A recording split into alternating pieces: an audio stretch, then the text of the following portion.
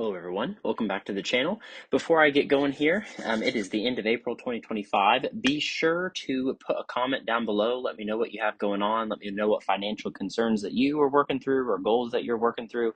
I'm interested to hear where everybody's at. But yeah, April was a crazy month, honestly. I'm probably going to miss some things as I go through everything that happened. Yeah, bear with me. So income, basic income for me this month, $14,000. And yeah, same old story. I won't go through all these. For my wife, about the same too. She is adjunct teaching, so income changes month to month a little bit. But for rental accounts, those two properties made $2,525.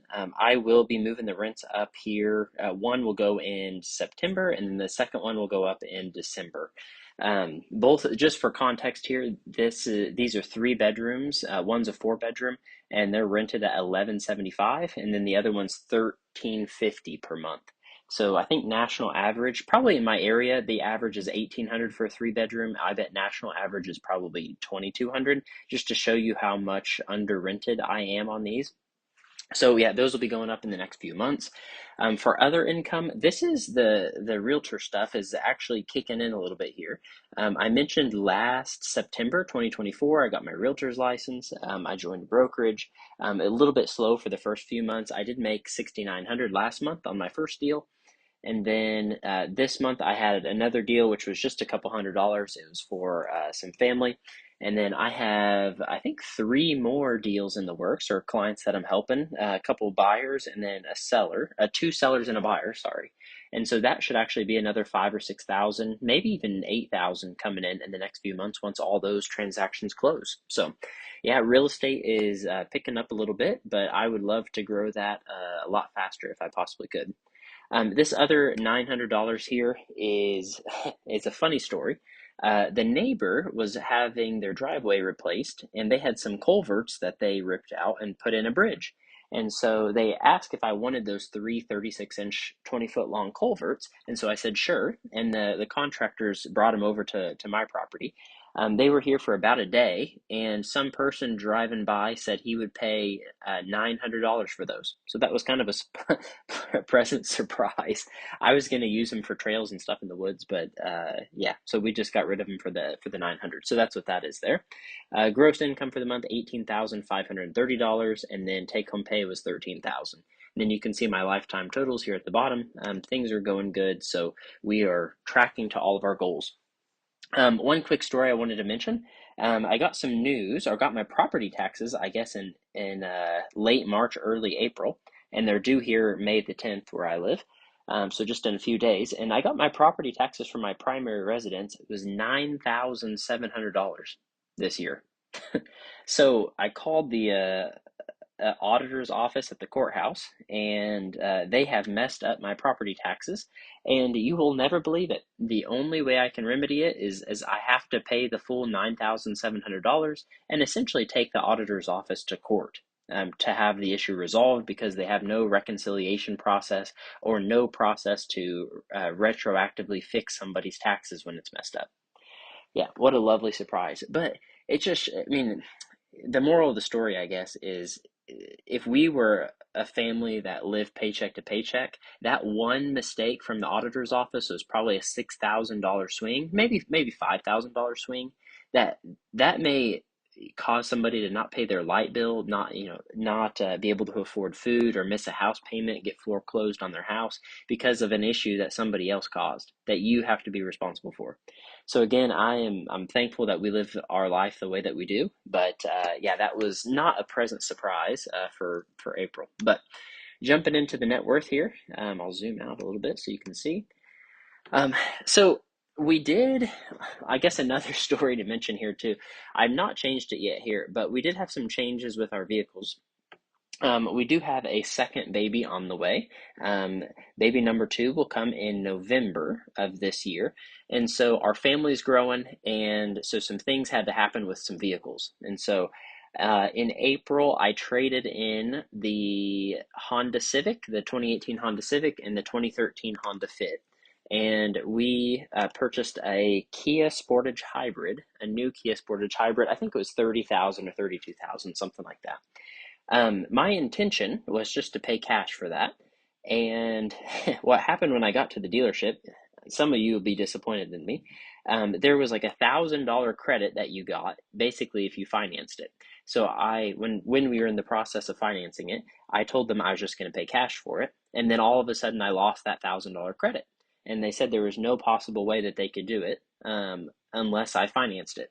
So I financed it. The first payment is due May the 27th. When that first bill comes in, I will just pay it all off that very first payment. So I guess temporarily I'm in debt on a vehicle again, but not for very long. So that will be knocked out very, very quickly.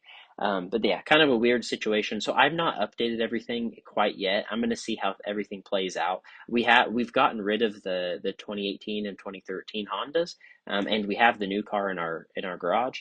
Um, but I'm gonna wait. I don't know all the numbers finally yet, and so once that, yeah, when May is to an end, you'll see all that reflected here. Only other story I have is the invasive species program. We should be getting that money any second. So we have been paying out huge amounts of money for the past probably 6 or 7 months. I bet we've paid out 15 to 16,000, and we passed our inspections for year number 2, so we should be receiving a payment of about 22,000 here any day. Honestly, I thought it would be here a couple days ago, but it's not quite there yet. So basically, that 22,000 will go to pay off the remaining balance of the car, and then we should have quite a bit left over. All that will go to pay off house number 8. But all right, so those are all basically the main things that happened for April. Well, I guess there's technically one more, investing. So most of you have probably noticed right now, with the new trade policies going into effect, stock market is a little on the fritz. Things have went down from S&P was at 6,100 a share in like February, and then in let me think, April the 7th, I believe it went from 6,100 to 4,800, the S&P 500. And so I mentioned in January, and I don't know if I'm lucky or if I'm just looking at things and had an accurate prediction. I mentioned in January that 6,100 seems pretty crazy for me, for the stock market. And I was going to go in money markets. I was going to sell all S&P 500 indexes, all my growth stock mutual funds, and go into money markets. And so I did that in January. We've been holding those, getting about 4.5%. And here we are in April. And I think April 3rd, I begun to buy in. And so you didn't really see, not everything, I would say out of the 637,000, probably 550 of it was in money markets at the time. And so we did go down a little bit. I think the market was down 15%, maybe 20%. I need to look that up. But um, yeah, so as things started to go down, I began to buy in. We bought in our first little portion which was probably 10, maybe 50,000, was at 5,300 a share. And then when it went down to 4,800 on April the 7th, we bought in pretty big. And so I think we probably are 300,000 of that 550,000. We invested right around that April 7th time. Um, so yeah, we still have probably 200,000, 250,000 in money markets, and then we have about $300,000 in S&P 500 and a couple other stocks. And so that is why you see, even though the market was down roughly 15-20%, we are actually up, which is nice. So when we bought in April 7th, we're sitting at 5,600 a share right now for S&P. And so when we bought in at 4,800, that's up pretty substantially, roughly 10%. So that is why you see my investing accounts not in the red, surprisingly. So again, very thankful that I sold when I did. It kind of goes against the guidance that I've preached for my entire life, but um, yeah, I mean, January, I just didn't see the risk and reward was just not there. So that is why I made the decisions that I did. So right now, I'm pretty comfortable with where we are at. If things go back up to 6,000 or 6,200, I may sell and move into something different. If things go back down, I'll deploy the rest of that 200,000 that we have sitting in money markets. So that's the plan for our retirement accounts. For debts, no major changes. Just like every month, we're focusing on house number 8. I'm hoping that by March of 2027, I can have house number 8 completely paid off, and that will free up a ton of income once that's knocked out. So for checkings account, the plan here is we sit right at 6 to 9 months of expenses for us. We burn through probably 6 to 8 thousand a month with everything right now, which is not horrible. Again, our income is probably somewhere, I don't know. Last year it was 213. This year it probably be around 240, 250 roughly in income. Um, so we're pretty good in the green, but the plan is anything over 40,000, which we just put it towards house number 8, which is 30-year fixed at 5.25%.